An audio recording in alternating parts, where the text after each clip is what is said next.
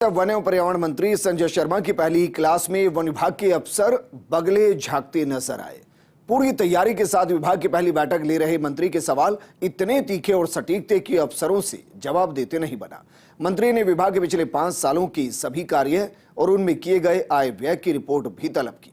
ये रिपोर्ट देखिए। वन एवं पर्यावरण मंत्री संजय शर्मा ने अरण्य भवन पहुंचकर विभाग की पहली समीक्षा बैठक ली। मंत्री संजय शर्मा पूरी तैयारी के साथ बैठक में गए थे। उन्होंने एसीएस शिखर अग्रवाल और हॉफ मुनीश गर्ग से कहा कि पिछले 5 वर्ष में विभाग में जो भी कार्य हुए हैं और जो भी निर्णय लिए गए हैं उनकी विस्तृत रिपोर्ट 15 दिन में उन्हें सौंपी जाए। मंत्री ने कहा कि अधिकारी फील्ड में न जाकर अपनी सीट पर बैठकर ही कागजी रिपोर्ट तैयार कर रहे हैं, यह अब नहीं चलेगा। उन्होंने सालों से एक ही सीट पर जमे अधिकारियों की सूची भी मांगी।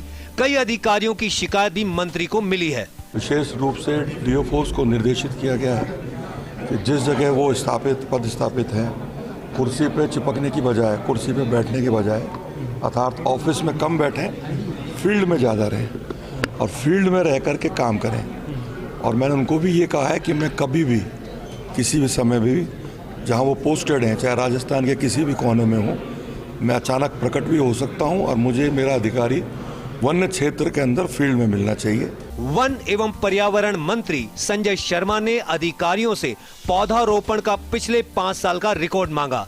टाइगर रिजर्व गांव के विस्थापन, लापता बाघ, वन्य जीवों के शिकार, वन भूमि पर अतिक्रमण, वन क्षेत्र में अवैध खनन, अधिकारियों के बर्ताव, फील्ड का अनुभव, विदेशी सहायता प्राप्त प्रोजेक्ट की प्रगति, 100 दिवसीय कार्य योजना की प्रगति भी मांगी।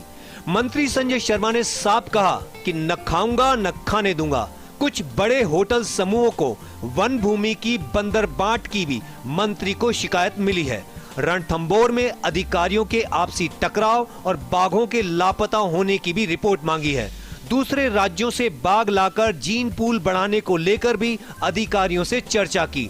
लवकुश वाटिकाओं के निर्माण में भ्रष्टाचार और विकास शाखा में भ्रष्टाचार की भी मंत्री को शिकायत मिली है। जो वरिष्ठ अधिकारी हैं, पहले उनसे वन विभाग के संदर्भ में एक योजना पे क्या योजना चल रही है, प्लांटेशन के बारे में, वन्य जीवों के बारे में विस्तार से चर्चा करी। कुछ खामियां थी, उसके बारे में उनको उल्लेख भी किया, निर्देशित भी किया। उसके बाद हमारे जो तमाम डीएफओ साहब हैं जो अलग अलग ज़िलों में पदस्थापित हैं, उनसे भी वीसी के माध्यम से बातचीत करी, उनसे भी फीडबैक लिया और जो कमियां मुझे लगी, जो मेरे संज्ञान में आई, पिछले 15-20 दिन में सीधा उनसे संवाद भी किया। वन विभाग की बैठक के बाद मंत्री संजय शर्मा ने प्रदूषण नियंत्रण मंडल की बैठक भी ली। बैठक में उद्योगों से निकलने वाले कचरे का निस्तारण, एनजीटी से जुड़े मामलों पर कार्रवाई और प्रदूषण नियंत्रण को लेकर किए जा रहे उपायों पर भी चर्चा की। उन्होंने वन विभाग और प्रदूषण नियंत्रण मंडल की बैठक में साफ कहा कि लापरवाही चलेगी नहीं और जो लापरवाही करेगा उसे बख्शा नहीं जाएगा। ये बताते हुए खुशी है कि अगर 100 समस्या हमारे उद्योगपतियों ने बताई होंगी तो हमने 80% उस पर काम भी किया और आदेश भी किया, उनको राहत देने का काम किया। और जहाँ तक जोधपुर की बात करूँ तो जोधपुर वो जो वहाँ बालू मिट्टी है, रेत है, उसकी वजह से प्रदूषित होता है। और जो मेरे को जानकारी आई कि बालू मिट्टी की वजह से वो नंबर 1 पे पॉल्यूशन पर आ गया। तो उसमें भी हम प्रयास करेंगे कि चाहे पानी का छिड़काव हो, किस प्रकार से उस प्रदूषण को दूर किया जा सके, उसमें भी उचित कदम उठाए जाएंगे। कुल मिलाकर मंत्री संजय शर्मा की तैयारी और विभाग को लेकर संजीदगी से वन विभाग अब पुराने ढर्रे पर नहीं चलेगा। उनका स्पष्ट संदेश कि न खाऊंगा न खाने दूंगा अफसरों के कान खड़े करने के लिए काफी था।